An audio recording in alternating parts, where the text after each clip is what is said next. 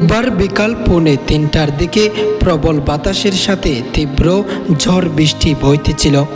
এরই মধ্যে উখিয়ার কুতুপালং 5 নম্বর রোহিঙ্গা ক্যাম্পের 3 ব্লকস্থ খতিজাতুল বালিকার হেফজখানার উপরে পাহাড় ধসে একটি জরাজীর্ণ দেওয়াল ভেঙে পড়ে।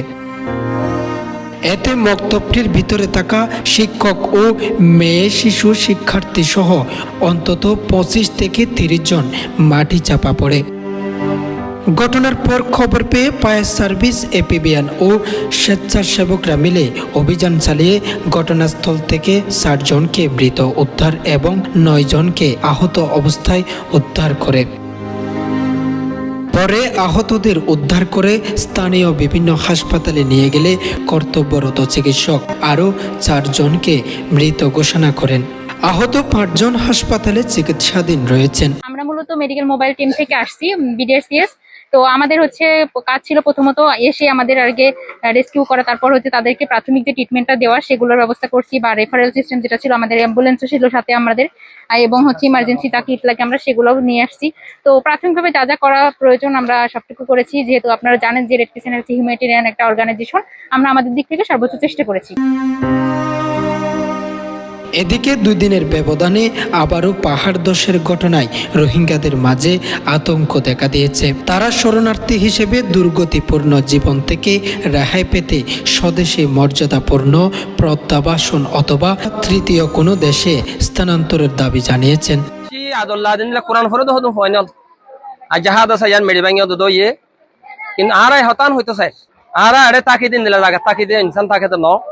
কিন্তু আর জুলুম করানোর হাতরে মকবর মাইয়ে দেশের মানে আর জালেম হুকুমত হলে আর বেশি বড় জুলুম করে আসছে, আর দৌড়াই দিয়ে আর বমজপুর বাংলাদেশ সন জায়গা দেশ হবে। আর তো মুরা তো মুরা তা হচ্ছে 40 বছর দেখা দেশা কল এহা দেশত তো বাঁচি বললা আর মাসুমলের বাঁচাই বললা আর সাইড দেখি আর জলদি আর দেশত কিবা হারা যায় মম্মিককে আর একটা ইনলা মুসিবত নয় দেন নিলা এনজিও গাইলো এনজিও মিলিয়রে এনলা হাত তো কেঙ্গুর বাঁচাইব দিয়া আর বাংলাদেশের মাত্তাকানা করে আরজ গজ্জুম আহত তো নিহত এন্দিলে আমি কেউ এন্দিলে আছো যেহেতু জানা আছে শিক্ষা আদি এখন 52 তার মানে আমাদের আর বেশা বেশি এন্দিলে গটি গিয়ে আছে এন্দিলে গিয়ে আনতো 40 দিনও মানে এন্দিলে ঘটনা কেন গিয়ে আর তাহলে আর দেশের মধ্যে দুনিয়া লইয়ার দে বাংলাদেশ মিলিয়ার ইন্টারন্যাশনাল লইয়ারে তাহলে আর দেশের মধ্যে সেফটি সিকিউরিটি যদি আরে দিবল্লা বলে অনুরোধ করি।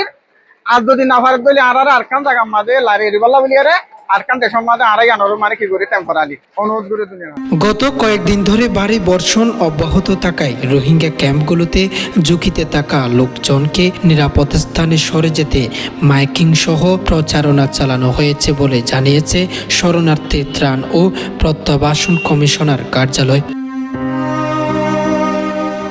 এর মধ্যে বুধবার দুপুরে পাহাড় ধসে জরাজীর্ণ একটি দেওয়াল ভেঙে মক্তবের উপর পড়ে। এতে মাটি চাপা ও আটকা পড়ে 8 জনের প্রাণহানি এবং 5 জনকে জীবিত উদ্ধার করার তথ্য জানালে রাতে গণমাধ্যম কর্মীদের কাছে পাঠানো খুদে বার্তায় 5 জনের মৃত্যু ও 8 জনকে জীবিত উদ্ধারের সত্যতা নিশ্চিত করেছেন। বেশি স্টুডেন্ট ছিল না, এখানে 20-30 জন স্টুডেন্ট ছিল। পাশে একটি রিটেইনিং ওয়াল ছিল, রিটেইনিং ওয়ালটি মাদ্রাসার উপরে কলাপস করে, তো ফলে এইখানে স্পটেই 4 জন মারা যান আর বাকি 4 জন হাসপাতালে নেওয়ার পর মারা গেছে। হাসপাতালে আরো 5 জন আহত অবস্থায় চিকিৎসাধীন আছে। তো 8 জনের মধ্যে একজন হাফেজ টিচার আছে, হিফজের টিচার আছে, আর একজন অ্যাডাল্ট লেডি পাওয়া গেছে। এখন ওনার পরিচয় এখনো শনাক্ত করা যায়নি, অন্য ক্যাম্পের সম্ভবত, উনি হয়তো গার্ডিয়ান অথবা টিচার হবেন।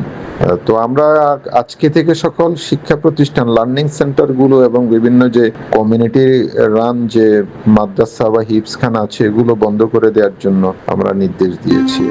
এদিকে গত 3 দিনে পাহাড় ধসে 16 জন এবং ভারী বর্ষণজনিত ডলের পানিতে ভেসে গিয়ে 2 জন শিশু সহ জেলায় 18 জনের মৃত্যু হয়েছে। রিকন, চিটাগং ট্রিবিউন।